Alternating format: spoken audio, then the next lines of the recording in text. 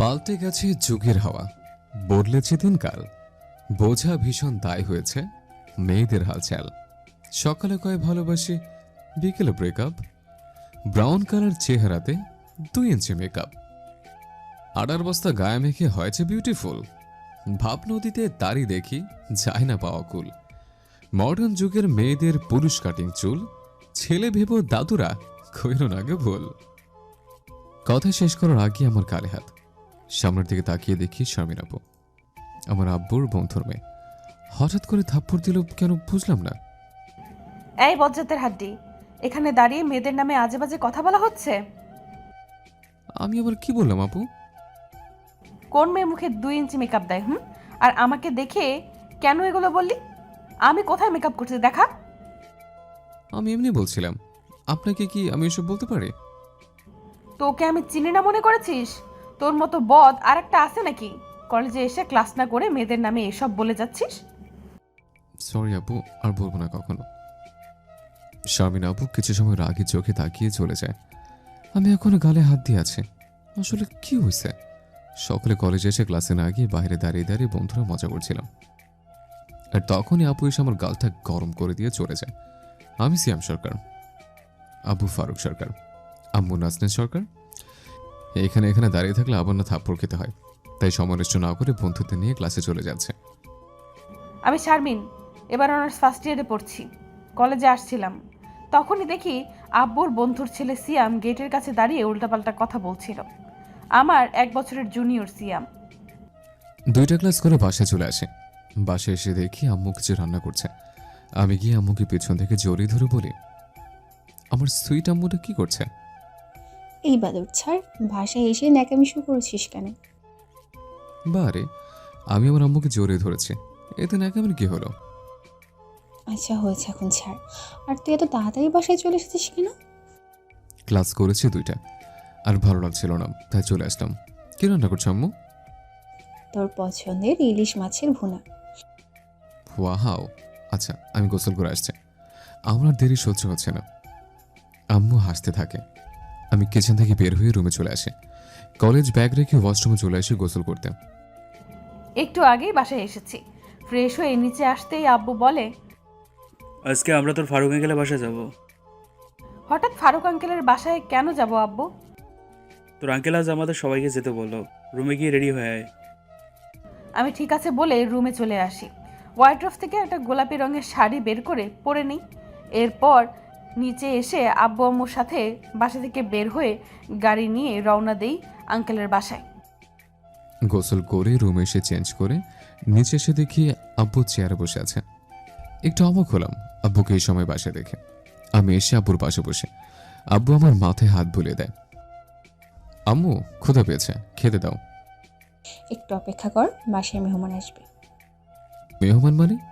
আব্বু কার আসবে আমাদের বাসায়? আব্বু কিছু বলতে যাবে, তার আগেই কলিং বেল বেজে ওঠে। আমি গিয়ে দরজা খুলে দেখি শরীফ আঙ্কেল, আন্টি আর শামিন আপু। এরা আমাদের বাসায়। আচ্ছা, এরে তাহলে মেহমান। কিরে বাদর, কেমন আছিস? ভালো আছে আঙ্কেল, আপনারা কেমন আছেন? আসুন ভেতর আসুন। সবাই বাসার ভেতরে আসে। আব্বুর সাথে কৌশল বিনিময় করে। আম্মু শারমিন আব্বুকে বুকে জড়িয়ে ধরে। কি রে মা, কেমন আছিস? তোর এখন আমার বাসায় আসার সময়ই হয় না, তাই না? ভালো আছি আন্টি, তুমি কেমন আছো? আর লেখাপড়ার চাপ একটু বেশি, তাই সময় বের করতে পারি না। আচ্ছা বুঝলাম, আয় বস, আমার রান্না হয়ে গেছে। এরপর সবাই একসাথে বসে খাবার খেয়ে নেই। খাবার খেয়ে আমি সোফায় বসে আছি। শামিন আপু আমার দিকে রাগি ভাবে তাকিয়ে আছে। এখনই মেয়েটা রেগে আছে। আমি চুপচাপ উঠে রুমে চলে আসি। ভাবি, আমি আর ফারুক এটা সিদ্ধান্ত নিয়েছি, আর সেই জন্যই আমাদের আজকে এখানে আসা। কি সিদ্ধান্ত ভাইজান? কই, উনি তো আমাকে কিছু বলেনি। আসলে ভাবি, আমি আর ফারুক আমাদের বন্ধুত্বটা আত্মীয়তায় আবদ্ধ করতে যাচ্ছি আমাদের শারমিন আর সিয়ামের বিয়ে দিতে। আব্বুর কথা শুনে আমি বড় বড় চোখে আব্বুর দিকে তাকিয়ে আছি।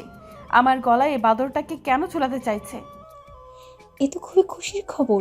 আমরা তো শারমিন মাকে খুব পছন্দ। শারমিন মা, তুমি কিছু বলবে? এ হে, না, কিছু না আন্টি।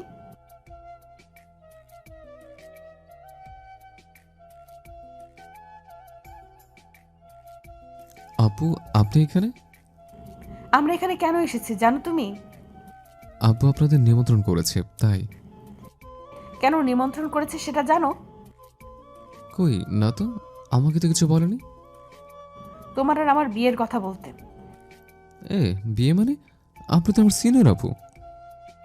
আমি তো এখনই জানলাম আমাদের আব্বুরা মিলে এটা ঠিক করেছে। আন্টিও রাজি। আর আপনি রাজি তো? আব্বু আম্মু যা চায় আমি তাই করব, কিন্তু তুমি? বিয়ের পর আমাকে আবার মারবেন না তো? আমি তোমাকে মারি নাকি? আচ্ছা সকালে তাহলে ওটা গিয়েছিল, সবার সামনে আমার গাল গরম করলেন কেন? হ্যাঁ, তুমি তখন এসব বলেছিলে তাই। আচ্ছা আর মারবো না। তাহলে কি আমাদের বিয়ে হচ্ছে? আব্বু আম্মু যখন চায় না আমি আর কি বলবো। আর মার খেতে যখন হবে না তখন তো আমি রাজি। তাহলে আজ থেকে যত মেয়ে ফ্রেন্ড আছে সবার সাথে কথা বলা বন্ধ। আর এমনিতেই কারোর সাথে কথা বলতে চাই না। আমি দেখতে হিরোর মতো, তাই মেয়েরা আমার সাথে কথা বলতে আসে। তুমি যদি হিরো হও তাহলে আমি তোমার হিরোইন। আজ থেকে আপু আর আপনি বলা বন্ধ। আর এই হিরোইনকে ছাড়া অন্যদিকে যেন চোখ না যায়। আচ্ছা ঠিক আছে, তাই হবে। আরও কিছু সময় সিয়ামের সাথে কথা বলে দুজন নিচে চলে আসি। সবাই গল্প করছে। আমি এসে আব্বুর পাশে বসে পড়ি। সিয়াম গিয়ে আন্টির পাশে বসে। সিয়াম, আমরা তোদের বিয়ে ঠিক করেছি। শারমিন তোকে কিছু বলেছে? আম্মু বলেছে আমার কোনো সমস্যা নেই, তোমরা যা বলবে তাই করব। আলহামদুলিল্লাহ, তাহলে তো আর সমস্যা নেই ফারুক। তাহলে বিয়ের দিন তারিখ ঠিক করে ফেলি। সবাই মিলে আমাদের বিয়ের জন্য তারিখ ঠিক করে। আর 15 দিন পর বিয়ে। আর কিছু সময় আঙ্কেল আন্টি গল্প করে চলে যায়। আমি রুমে এসে পড়তে বসে। খুব ভালো লাগছে আজকে, অনেকটা খুশি লাগছে। পিচ্চিটার সাথে কিছুদিন পর আমার বিয়ে হবে। আব্বু আম্মু এত দ্রুত এত কিছু করবে বুঝতে পারছি না। পরের দিন কলেজে এসে গুড বয়ের মতো ক্লাসে চলেছে। শামিন আপু যদি আমাকে বাইরে দেখে আছো তাহলে খবর করে ছাড়বেন। প্রতিদিন বাদরটা গেটের সামনে দাঁড়িয়ে থাকে, কিন্তু নেই কেন? কলেজে আসেনি নাকি? ভাবলাম আজ ঘুরতে যাব, কিন্তু বাদরটা তো এখানে নেই। কল করে দেখি। ক্লাসে বসে বন্ধুদের সাথে গল্প করছে, মোবাইল বেজে ওঠে। মোবাইল হাতে নিয়ে দেখি শামিন আপু কল করেছে। ক্লাস থেকে বের হয়ে কল রিসিভ করে। শামিন বলো। কোথায় তুমি? আজকে কি কলেজে আসবে না? আমি ক্লাসে আছি, আপনি কোথায়? গেটের সামনে আছি। রোজ তো এই সময় এখানে থাকো, আজকে নেই কেন? কালকে না তুমি বললে আর জন্য আড্ডা না দিই। Good boy. আচ্ছা এখন এসো, দুজনে ঘুরতে যাব। আমি ঠিক আছে বলে চলে আসি গেটের কাছে। আপু দাঁড়িয়ে আছে আর কলেজ থেকে বের হয়। এরপর একটা রিক্সা করে দুজন ঘুরতে চলে আসে। কলেজ থেকে কিছুটা দূরে একটা গাছের বাগান আছে। দুজন হাত ধরে হাঁটছে। আপুর হাত ধরে আছে। কেমন কেমন যেন লাগছে, মনে হচ্ছে তুলো হাতের মধ্যে রেখেছে। চুপ করে আছো কেন? তুমি তো চুপ করে আছো, কিছু বলছো না। আচ্ছা বিয়ের পরের কিভাবে জীবন সাজাবো কিছু ভেবেছো? আমি এখন কিছু ভাবিনি, তুমি কি ভেবেছো শুনি? বিয়ের পর তুমি আমার সকল ছোট ছোট স্বপ্ন পূরণ করবে। আমি তোমার সাথে মাঝে মাঝে দুষ্টুমি করব। তুমি নিজ হাতে আমাকে খাইয়ে দিবে, আমার কোলে মাথা রেখে আমাকে ঘুম পাড়িয়ে দেবে। অনেক কিছু ভেবে রেখেছো দেখছে। মেয়েরা যেই বয়সে সংসারের সব কিছু বোঝে, ছেলেরা সেই বয়সে কিছুই বোঝে না। তুমি আছো তো, তুমি আমাকে সব বুঝিয়ে দিও। আচ্ছা দেব। সিয়াম আমাকে একটু জড়িয়ে ধরবে? আমি শারমিনকে জড়িয়ে ধরি। শারমিন আমার বুকে মাথা রেখে দুই হাতে আমাকে শক্ত করে জড়িয়ে ধরে। দুজন দুজনকে জড়িয়ে ধরে বসে থেকে আরো কিছু সময়। বাগান থেকে বের হয়ে রিক্সা করে শারমিনকে ওর বাসায় নামিয়ে দিয়ে আমি বাসায় চলে আসি। সিয়ামের সাথে ঘুরে ফিরে কাটতে থাকে দিন। আজকে আমাদের বিয়ে। আমাকে সাজানোর জন্য বিউটি পার্লারের মেয়ে নিয়ে এসেছে। শারমিনদের বাসায় এসে বসে আছে। প্রায় রাত হয়ে যাচ্ছে, কিন্তু শারমিন নাকি এখনো বাসায় আসেনি। হঠাৎ শারমিনের বান্ধবী দৌড়ে এসে আমাকে বলে আমাদের কলেজের বড় ভাই ফয়সাল নাকি শারমিনকে তুলে নিয়ে গেছে। আমি বসা থেকে উঠে শারমিনের বান্ধবীর কাছে এসে জিজ্ঞেস করি কোথায় নিয়ে গেছে, কিন্তু উনি বলে উনি কিছু জানে না। আমি বাসা থেকে বের হয়ে গাড়ি নিয়ে ফয়সালদের বাসায় যাই, কিন্তু সেখানে ফয়সাল নেই। আমি আমার এক বন্ধুর কাছে ফয়সালের নাম্বার দিয়ে বলি লোকেশনটা জানতে। একটু পর আমাকে লোকেশন দেয়। আমি দ্রুত গাড়ি ড্রাইভ করে 20 মিনিটের মধ্যে এসে পৌঁছে যাই লোকেশনে। একটা পুরোনো ভাঙাচোরা বাড়ি। গাড়ি থেকে নেমে দৌড়ে বাড়ির ভিতরে ঢুকি। ভিতরে এসে দেখি শারমিন গুটি ছুটি দিয়ে বসে আছে। চোখ থেকে পানি পড়ছে, কিন্তু কোনো শব্দ নেই মুখে। এক দৃষ্টিতে বাইরের দিকে তাকিয়ে আছে। শারমিনের দিকে তাকিয়ে আমার বুকের ভিতরটা ভেঙে চলে যায়। লাল বেনারসিটা একপাশে পড়ে আছে, ব্লাউজ অনেক জায়গা ছেঁড়া, ঠোঁট কেটে পড়ছে। আমি গিয়ে শারমিনের সামনে বসে। কতটা চিৎকার করলাম কিন্তু কেউ আসলো না। পশুর মতো আমার শরীরটা ছিঁড়ে ছিঁড়ে খেয়েছে। যাকে বন্ধু ভেবেছিলাম আজ সেই আমার জীবনের সবচেয়ে বড় ক্ষতি করলো। কিচ্ছু হয়নি, চোখের পানি ফেলবে না। আমি তোমার শরীরকে না, তোমার মনকে ভালোবাসি। যত কিছু হয়েছে আমি তোমাকে ভালোবাসি আর বাসবো। নিজের এই কলঙ্ক আমি ঢাকবো কি দিয়ে? আমি তোমাকে আমার জীবনের সাথে জড়াতে চাই না। আমি বাঁচতে চাই না। মরবে তো? আচ্ছা চলো, তোমার শাড়ির এক পাশ তুমি গলায় দাও, অন্য পাশ আমি গলায় দিচ্ছি, দুজন একসাথে মরবো। শারমিন কান্না করতে করতে আমাকে জড়িয়ে ধরে। তুমি ভাবলে কি করে আমি এর জন্য তোমাকে ছেড়ে দেব? সে বলছে বয়স হবার থেকে শুধু তোমাকেই ভালোবাসে। হঠাৎ দরজার পাশ থেকে ফয়সাল বলে, বোরে বাহ, এ তো দেখি ট্রু লাভ। আমি সেই স্কুল লাইফ থেকে ওকে ভালোবাসি আর ও তোকে বিয়ে করবে। এখন যাকে ইচ্ছে তাকে বিয়ে কর। বাসর তো আমি করেই ফেলেছি। ফয়সালকে দেখে আমার শরীর কাঁপছে। ওর কথা শুনে মাথায় খুন চেপে যায়। আমি শারমিনকে ছেড়ে আশেপাশে তাকিয়ে দেখি একটা রড পড়ে আছে। আমি রড দিয়ে ইচ্ছে মতো ফয়সালকে মারতে থাকি। রক্তাক্ত করে ফেলেছে মারতে মারতে। মাটিতে শুয়ে ছটফট করছে। আমি রুম খুঁজে করে একটা বডি খুঁজে পাই। ফয়সালের 2 হাত কেটে ফেলে, 2 পা সহ চিপ কেটে ফেলে। ফয়সাল ছটফট করছে। বটি দিয়ে 2 চোখে কোপ দেই। ফয়সাল ছটফট করছে গলা কাটা মুরগির মতো। শারমিন আমার এই রূপ দেখে ভয় কাঁপছে। আমি ওর কাছে এসে বলি, কি হয়েছে? তুমি ভয় পাচ্ছ কেন? আমি আছি তো। আমি শাড়িটা নিয়ে শারমিনকে পরিয়ে দিই। এখনো চেরা অংশগুলো দেখা যাচ্ছে না। এখানে কি হয়েছে তুমি জানো না, আর ও তোমাকে এখানে বেঁধে রেখেছিল আমাকে আনার জন্য। তুমি কিছু বলবে না বাসায় গিয়ে, যা বলার আমি বলবো। সবার থেকে সত্যি লুকাবে তুমি? সত্যিই লুকাতে হবে শারমিন, কি তোমার দিকে আঙ্গুল তুলুক সেটা আমি মানতে পারবো না। এখন চলো। দুজন বাড়ি থেকে বের হয়ে গাড়ির কাছে চলে আসে। গাড়ি থেকে পানি বের করে শারমিনের হাতে দিই। শারমিন পানি দিয়ে মুখ ভালো করে ধুয়ে নেয়। আমিও হাত ভালো করে ধুয়ে নিই, চোখে মুখে পানি ছিটিয়ে নিই। এরপর দুজন শারমিনদের বাসায় চলে আসে। বাসায় আসতেই আম্মু আমাকে জড়িয়ে ধরে কান্না করে দেয়। আব্বু, আঙ্কেল, আন্টি সবাই সিয়ামের কাছে যায়। শারমিনের কোনো ক্ষতি হয়নি তো? আর ওকে কেন তুলে নিয়ে গিয়েছে? ওই ছেলেকে আমি একদিন মেরেছিলাম, আমার ক্ষতি করার জন্য সুযোগ খুঁজছিল। আমার কিছু করতে না পেরে শারমিনকে তুলে নিয়ে গেছে। আমি অবাক হয়ে সিয়ামের দিকে তাকিয়ে আছি। আঙ্কেল সিয়ামের গালে থাপ্পড় দেয়। সিয়াম মাথা নিচু করে আছে। আঙ্কেল বলে, আজ তোর জন্য মেয়েটার কত বড় ক্ষতি হতো বুঝতে পারছিস? সব সময় কলেজে গিয়ে গুন্ডামি করে বেড়াস তুই। কি করছো? এতগুলো মানুষের সামনে এত বড় ছেলেকে হাত তুলছো? ফারুক, বাদ দে এসব। আচ্ছা, এখন বিয়ের কাজ শুরু করতে হবে। আমাকে আঙ্কেল স্টেজে নিয়ে বসায়। শারমিনকে আম্মু আমার পাশে বসিয়ে দেয়। কিছু সময়ের মধ্যে আমাদের বিয়ের কাজ সম্পূর্ণ হয়। শারমিন ওর আম্মুকে জড়িয়ে ধরে কান্না করছে, আন্টিও কান্না করছে। কিছু সময় পর দুজন গাড়িতে উঠে বসে। শারমিন আমার কাঁধে মাথা রেখে বসে আছে। কিছু সময়ের মধ্যে আমাদের বাসায় চলে আসে। অনেকটা রাত হয়ে বাইরে না থেকে শারমিনকে নিয়ে রুমে চলে আসে। আমাকে শক্ত করে জড়িয়ে ধরে কান্না করে দেয়। তোমার জন্য মরতেও পারি, আর একটা থাপ্পড় তো কিছুই না। তুমি কেন সবাইকে মিথ্যা বললে? সত্যিটা বললে তো আঙ্কেল তোমাকে মারতো না আমার জন্য। তুমি মার খেলে। আমি গোসল করব আগে। আচ্ছা, ওইদিকে ওয়াশরুম, তুমি গোসল করে নাও, আমি তোমার জন্য ড্রেস বের করছি।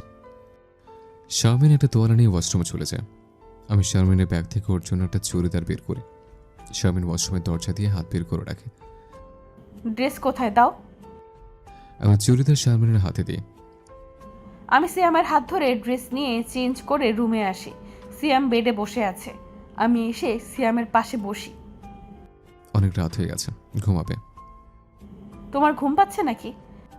না, তেমন কিছু না। আচ্ছা শোনো, পিছনে সব কিছু ভুলে যাবে। আর তোমার যে স্বপ্নগুলো আমাকে ঘিরেছিল, স্বপ্নগুলো যে ঠিক আগের মতোই থাকে। কে থাকবে তো? তুমি এতটা ভালো কেন? আমি তো তোমাকে বদের হাড্ডি, ফাজিল আরো কত কিছু বলেছি, আর তুমি আমাকে এতটা ভালোবাসো? আমি শারমিনের হাত ধরে কাছে টেনে কাছে নিয়ে এসে বুকে জড়িয়ে ধরি। কিছুক্ষণ দুজনকে জড়িয়ে ধরে থেকে দুজন মুখোমুখি হয়ে আছে। শারমিনের কপালে চুমু দিয়ে দুজন শুয়ে পড়ে। সকালে ঘুম থেকে উঠে দেখি সিয়াম আমাকে জড়িয়ে ধরে ঘুমিয়ে আছে। উঠতে গেলে সিয়াম আরো শক্ত করে জড়িয়ে ধরে। মুচকি হেসে ওর বুকে মাথা রেখে শুয়ে আছি। কিছু সময় পর ঘুম থেকে উঠে দুজন একসাথে গোসল করে নিই। চেঞ্জ করে নিচে এসে দেখি দুজন পুলিশ আব্বু আমার সাথে বসে কথা বলছে। শারমিন আমার হাত চেপে ধরে। আমি চোখের ইশারায় চুপ থাকতে বলি, সিয়াম, ওই যে কাল যে ছেলেটা শারমিনকে তুলে নিয়ে গিয়েছিল, ওই ছেলেটাকে নাকি কারা হাত পা কেটে নিয়েছে, নির্মমভাবে মেরেছে। সেই ব্যাপারে ওনারা কথা বলতে আসছে। পুলিশ জিজ্ঞেস করে কাল সিয়াম ওখানে যাবার পর কি কথা হয়েছে, আর আমাকে কেন তুলে নিয়ে গিয়েছিল, সিয়ামের সাথে ফয়সালের কি শত্রুতা, সিয়াম ওখানে যাবার পর কাউকে দেখেছে কিনা। স্যার আমাদের কলেজের সমস্যার জন্য আমার থেকে প্রতিশোধ নিতে চেয়েছে, কিন্তু আমি ওর সাথে কথা বলে আমাদের ঝামেলা মিটিয়ে আমি আমার বউকে নিয়ে চলে আসি। এরপর কি হয়েছে আমি জানি না। পুলিশ আরো কিছু সময় কথা বলে চলে যায়। সিয়াম, সত্যিটা কি? তুই ওকে মারিসনি তো? তোমার মনে হয় আম্মু আমি কাউকে এমন করতে পারি? আর কিছু সময় আব্বু আমার সাথে কথা বলে সবাই একসাথে খাবার খেয়ে নেই। দুজন রুমে এসে বসে আছে। শারমিন আমার বুকে মাথা রেখে বসে আছে। এখন কি হবে সিয়াম? পুলিশ যদি সব জেনে যায় তাহলে কি হবে? কিছু হবে না, আসার সময় সকল প্রমাণ মিটে এসেছে।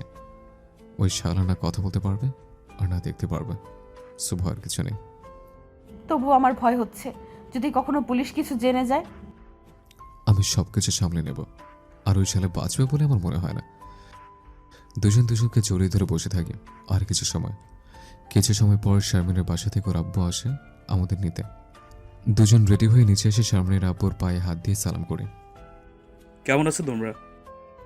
ভালো আছি আব্বু, তুমি কেমন আছো? আম্মু কেমন আছে? আমরা ভালো আছি। আচ্ছা বিয়ান সাহেবা, আমি তাহলে ওদের নিয়ে যাই।